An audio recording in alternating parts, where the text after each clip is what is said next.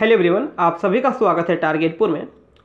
इस वीडियो में हम लोग देखेंगे जेपीएससी पेपर 1 का सिलेबस में सी नंबर। सी में देखिए सी का 3 में विकेंद्रीकरण, पंचायत एवं नगर पालिका। पार्ट 1 में हम लोग पंचायत को पढ़ चुके हैं। आज पार्ट 2 है, इसमें नगर पालिका को देखेंगे। पार्ट 1 जो नहीं देखे लिंक डिस्क्रिप्शन में मिल जाएगा, तो आप लोग प्ले लिस्ट में जाकर देख सकते हैं। तो लेट नहीं करते हुए शुरू करते हैं नगर पालिका टॉपिक को। इस चैनल पर जो नए हैं चैनल को सब्सक्राइब कर लें, वीडियो को शेयर करें, लाइक करना नहीं भूलें। देखिए नगर पालिका, कल हम लोग देखे थे पंचायती राज जो रिलेटेड था 73वां संविधान संशोधन से। आज देखिए 74वां संविधान संशोधन जो रिलेटेड है नगर पालिका से। 74वां संविधान संशोधन 1993 रिलेटेड है नगर पालिका से। क्वेश्चन आए कि सर्वप्रथम नगर निगम का शुरुआत कहाँ हुआ, तो याद रखिएगा मद्रास में हुआ 1687 में। भारत शासन अधिनियम 1919 में नगरीय प्रशासन का स्पष्ट प्रावधान किया गया था। भारत शासन अधिनियम 1919 में नगरीय प्रशासन का स्पष्ट प्रावधान किया गया था। ये तो बात हुई स्वतंत्रता से पहले, आज़ादी से पहले की, लेकिन अक्सर क्वेश्चन एग्जाम में आज़ादी के बाद से आता है। देखिए आज़ादी के बाद सर्वप्रथम किसी ने प्रयास किया तो वे थे राजीव गांधी। तत्कालीन प्रधानमंत्री राजीव गांधी ने 1989 में 64वां संविधान संशोधन लाया जो लोकसभा में पास हो गया, परंतु राज्यसभा में जाकर नामंजूर हो गया। स्थानीय स्वशासन को कानूनी मान्यता, संवैधानिक मान्यता देने के लिए 64वां संविधान संशोधन 1989 में आया। तत्कालीन प्रधानमंत्री राजीव गांधी ने लोकसभा में तो पास करा लिया, राज्यसभा में जाकर नामंजूर हो गया। लेकिन जैसे जैसे साल बीता, नरसिम्हा राव की सरकार आई, पीवी नरसिम्हा राव की सरकार ने इस संविधान संशोधन को लोकसभा और राज्यसभा में पास करा लिया और 20 अप्रैल को राष्ट्रपति के हस्ताक्षर से पूरे देश में 74वां संविधान संशोधन लागू हो गया। पूरे देश में 74वां संविधान संशोधन लागू हो गया। अब देखिए 74वां संविधान संशोधन कब लागू हुआ? 1 जून 1993 को। 1 जून 1993 को 74वां संविधान संशोधन होने से संविधान में क्या क्या परिवर्तन हुए? संविधान के भाग 9 का कल आया गया, भाग 9 का कल आया गया। देखिए, और 12वीं अनुसूची में 18 नए विषयों को जोड़ा गया।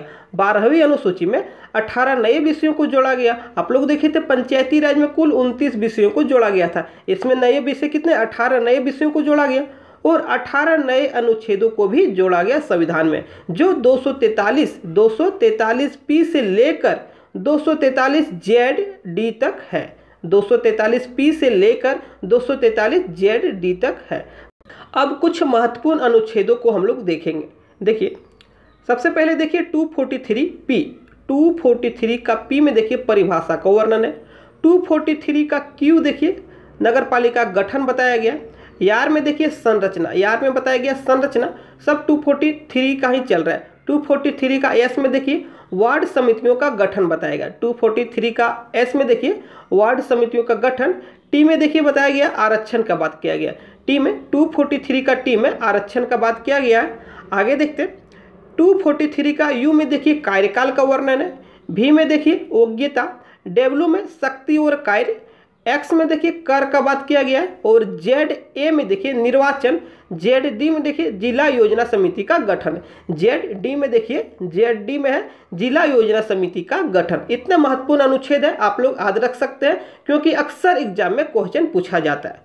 अब देखिए जो नगर पालिका है त्रिस्तरीय था। पंचायती राज आप लोग को पता है बलवंत मेहता समिति ने त्रिस्तरीय दिया था पंचायती राज, जो अभी तक चल रहा है, और नगर पालिका भी 3 स्तर का है। सबसे पहले देखिए नगर पंचायत। वैसे पंचायत देखिए नगर पंचायत, मान लीजिए छोटा सा गांव है, धीरे धीरे यही गांव समय परिवर्तन के साथ साथ नगर बन गया, तो यहाँ पर नगर पंचायत की व्यवस्था किया गया। जो गांव से नगर में परिवर्तित हो रहे यहाँ पर अध्यक्ष होते हैं। क्यों क्या होते हैं? नगर पंचायत में अध्यक्ष होते हैं।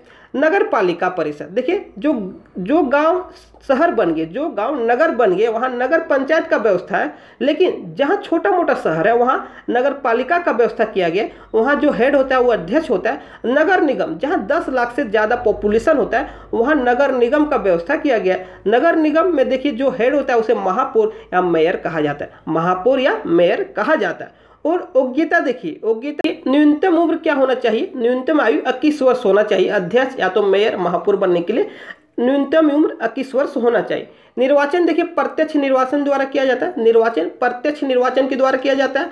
कार्यकाल 5 ईयर, कार्यकाल जो है 5 साल है। आरक्षण देखिए 243 का टीम में आप लोग को बताएं कि आरक्षण का बात किया गया तो जनसंख्या के आधार पर एससी और एसटी को आरक्षण दिया जाता है। जनसंख्या के आधार पर एससी और एसटी को आरक्षण दिया जाता है। महिलाओं को आपको पता है पंचायती राज में 1/3 का था आरक्षण, तो इसमें भी नगर पालिका में भी महिलाओं को 1/3 का आरक्षण है। ओबीसी का आरक्षण राज्य सरकार पर निर्भर करता है। ओबीसी को आरक्षण देना चाहिए या नहीं देना चाहिए पूर्ण रूप से राज्य सरकार पर निर्भर करता है। आप लोग को बताए थे कि जेडडी में जिला योजना समिति का बात किया गया है। जेडडी में देखिए 243 का जेडडी में जिला योजना समिति का बात किया गया था। तो जिला योजना समिति है क्या? देखिए प्रत्येक जिला में जिला योजना समिति का गठन किया जाएगा। 243 जेडडी क्या कहता है? प्रत्येक जिला में, राज्य के प्रत्येक जिला में जिला योजना समिति का गठन किया जाएगा। इस समिति में, इस योजना समिति में 4/5 सदस्य नगर पालिका या पंचायत से चुने जाएंगे। नगर पालिका पंचायत से चुने जाएंगे। अब देखिए एक और होता है महानगर योजना समिति। अब देखिए महानगर योजना समिति, छोटे छोटे शहरों में जिला योजना समिति का गठन किया जाता है, लेकिन जहां पॉपुलेशन 10 लाख से ज़्यादा है वहां महानगर योजना समिति का गठन किया जाता है। इसके तहत देखिए संपूर्ण महानगर के विकास के योजनाओं का प्रारूप तैयार होता है। इसके तहत संपूर्ण महानगर के लिए विकास की योजनाओं का प्रारूप तैयार किया जाता है। इसके जो सदस्य होते हैं 2/3 नगर पालिका और पंचायतों के सदस्य होते हैं, और साथ में से विधानमंडल से भी इसमें सदस्य लिया जाता है। कुछ महत्वपूर्ण प्रश्न है उसे हम लोग देख लेते हैं, अक्सर एग्जाम में पूछा जाता है। देखिए नगर निगम में 3 प्राधिकरण कौन है? नगर निगम में 3 प्राधिकरण कौन है? तो देखिए याद रखिएगा, परिषद, अस्थायी समिति और आयुक्त। नगर निगम में 3 प्राधिकरण कौन है? तो याद रखिएगा, परिषद, अस्थायी समिति और आयुक्त। छावनी अधिनियम के तहत छावनी परिषद का गठन कब किया गया था? छावनी अधिनियम के तहत छावनी परिषद का गठन कब किया गया? तो याद रखिएगा 2006 ईस्वी में। छावनी परिषद के कार्यकारी अधिकारी की नियुक्ति कौन करता है? छावनी परिषद का जो कार्यकारी अधिकारी होता है उसकी नियुक्ति राष्ट्रपति के द्वारा किया जाता है। अब देखिए नगर पालिका के जो प्रधान होते हैं उसे अध्यक्ष कहते हैं। नगर पालिका के जो प्रधान होते हैं उसे अध्यक्ष कहते हैं। नगर पालिका के परिषद में सदस्यों की संख्या कितनी होती है? नगर पालिका के परिषद में सदस्यों की संख्या कम से कम 10, अधिक से अधिक 40। न्यूनतम देखिए 10 और मैक्सिमम 40। देखिए नगर पालिका के परिषद में चुने गए सदस्य वार्ड कमिश्नर कहलाते हैं। नगर पालिका के परिषद में चुने गए सदस्य वार्ड कमिश्नर कहलाते हैं, और नगर निगम के परिषद में चुने गए सदस्य पार्षद कहा जाता है। नगर निगम के परिषद में चुने गए सदस्य पार्षद कहा जाता है। तो एक छोटा सा वीडियो था नगर पालिका से रिलेटेड। आप लोग इस वीडियो को शेयर कीजिएगा, लाइक कीजिएगा। चैनल पर नए तो चैनल सब्सक्राइब कीजिएगा। बहुत जल्द इसका हो सके तो MCQ हम लाएंगे। Thank you.